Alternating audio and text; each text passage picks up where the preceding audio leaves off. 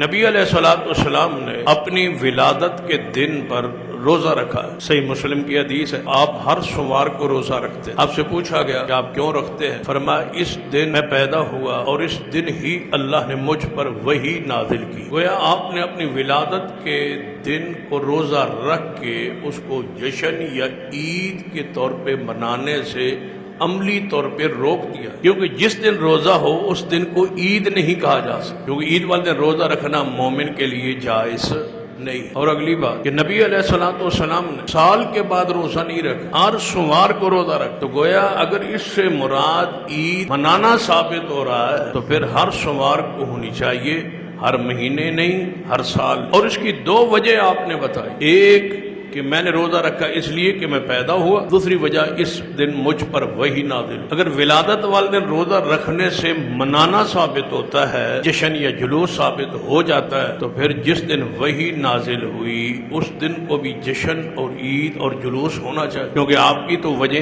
دو ہیں۔ تو جس طرح کوئی گروہ جشن نزول وحی یا عید نزول وحی نہیں مناتا، نہ اس حدیث سے یہ ثابت کرتا ہے نہ دلیل دیتا ہے، تو پھر یہ دلیل جشن میلاد پر بھی نہیں ہونی چاہیے۔